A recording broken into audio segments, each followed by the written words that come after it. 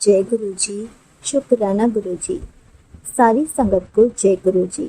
संगत जी, आपको पता है, हमें कभी भी गुरु जी को भोग लगाने के लिए सोचना नहीं चाहिए।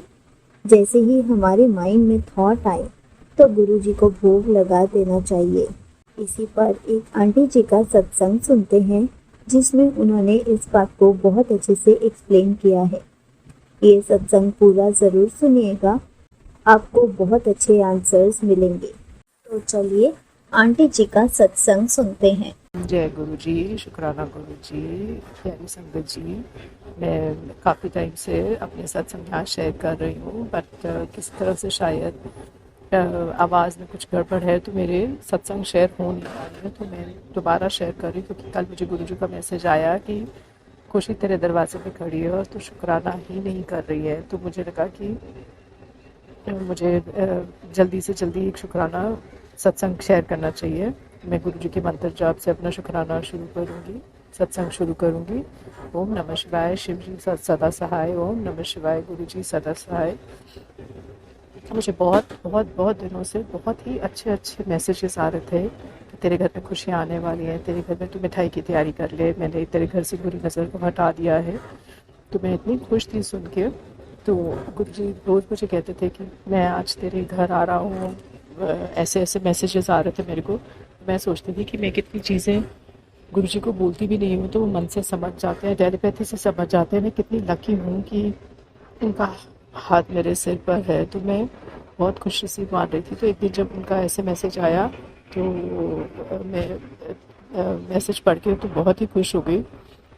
तो मैंने उनसे उनसे प्रेयर किया कि मैंने कहा कि गुरुजी प्लीज़, जैसे मेरे से कोई गलती ना हो जाए, जब आप आएंगे तो मैं तुम्हें को तो कुछ समझ ही नहीं आ रहा मैं क्या करूँगी, कैसे करूँगी।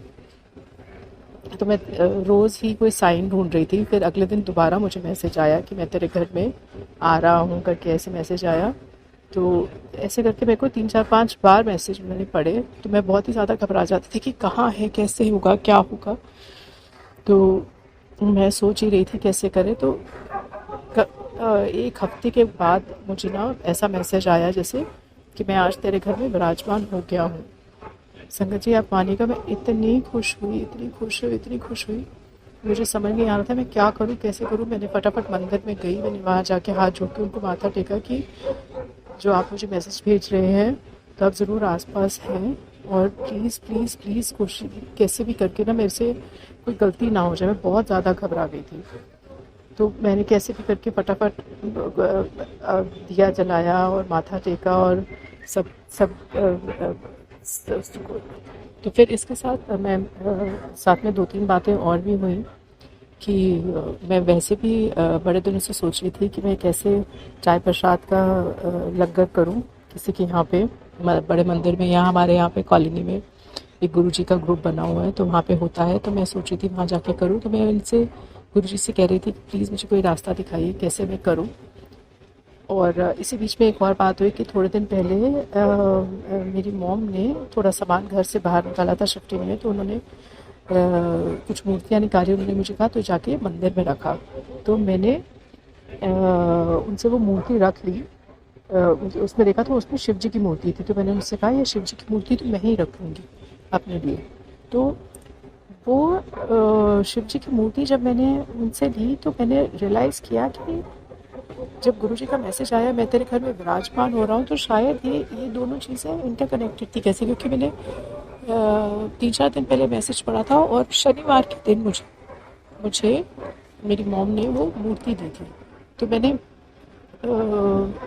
उसको बहुत ध्यान से अपने मंदिर में ही रख दिया मूर्ति को। और फिर मुझे गुरुजी का एक और मैसेज आया कि तू मेरे लिए चाय प्रसाद और लंगर का हलवे का भोग नहीं लगाएगी। काफ़ी दिनों से चल रहा था ये मेरे माइंड में। तो जब मैंने ये मैसेज पढ़ा तो मुझे लगा ये सब बातें कितनी इंटरकनेक्टेड है कि जैसे मैं शिव जी की मूर्ति का मिलना, गुरु जी के मैसेज आना कि मैं तेरे घर में विराजमान हो गया हूँ, चाय लंगर का प्रसाद करना, हलवे का भोग लगाना और गुरु जी का मैसेज आना, मतलब ये सब बातें ऐसी वो थी। तो फिर मैंने गुरु जी को बहुत बहुत बहुत शुक्राना किया इस बात का। और मैंने सोमवार के दिन शिव जी को मंदिर में स्थापित किया। गुरु जी को माथा टेकते हुए मैंने हलवा और चाय लंगर का प्रसाद उनके लिए बनाया। मैं अपने आप को बहुत लकी फील कर रही थी संगत जी, सच में, कि मैं इतनी लकी हूँ। हम सब इतने लकी हैं कि हमारे को कुछ कहना नहीं पड़ता, करना नहीं पड़ता। गुरुजी अपने आप ही सब कुछ समझ जाते हैं हमें। मतलब हम, मुझे शब्द ही नहीं आ रहे, मैं कैसे कैसे बयान करूँ। मैं इतनी हैरान हूँ कि कैसे, जैसे मैजिक होता है कि जैसे मैजिक की तरह वो सारी सारी बातें समझ जाते हैं। ऐसे ही बहुत सारे छोटे छोटे सत्संग हैं, इतने सारे, मैं तो कितने भूल भी जाती हूँ। गुरुजी इतने मेहरबान हैं और हम इतने हम लोग ऐसे हैं लोग कि मतलब हम समझ ही नहीं पाते कि हम कैसे कब कब कितना कम शुक्राना करते हैं उनको। ऐसे में एक दिन ऑफिस से आ रही थी तो मैं अपने काम को लेकर बहुत बहुत ज़्यादा परेशान थी। मैं लगातार गुरुजी को प्रे कर रही थी कि गुरुजी प्लीज़ प्लीज़ किसी तरह से मुश्किल से मुझे निकालिए, मुसीबत से निकालिए। तो आप मानेंगे, बिल्कुल खाली रास्ता, वो जगह जहाँ से मैं निकल रही थी, खाली रास्ता, वो दूर पे कहीं एक पेड़ था जहाँ पे मैंने कार चलाते हुए मैंने पीको उड़ के वो पेड़ पे जाके बैठते हुए देखा। बिल्कुल अंधेरे का टाइम था, ऑलमोस्ट अंधेरा होने वाला था, सूरज ढल गया था। तो मैं सोच रही थी, देखते देखते पहले तो मुझे विश्वास नहीं हुआ। तो मैंने उसको समझने की कोशिश की, तो मुझे लगा कि जैसे गुरुजी आए हैं और मुझे दिखा रहे हैं कि देख, अंधेरा हो रहा है फिर भी तुम्हारे लिए रास्ता निकलेगा। और पेड़ की ऊंचाई पे मोर का बैठना इस लाइक कि मैं तुम्हारे को ऊंचाइयों पे लेके जाऊंगा। तो यही मुझे समझ आई उनकी बात। तो जैसे संगत जी, मैं रोज़ ऑफिस जा रही होती हूँ, तो कम से कम 1 घंटे का रास्ता है हमारा घर से। तो जैसे हम जा रहे होते हैं वहाँ पे रास्ते में रोज़ मुझे आशीर्वाद दिखता है गुरुजी का, किसी न किसी गाड़ी के पीछे ब्लेसिंग्स ऑलवेज गुरुजी, या गुरुजी का नाम लिखा हुआ है, या 4x7 या 777 या 77 की लगातार ब्लेसिंग्स मिलती रहती है मुझे गुरुजी की।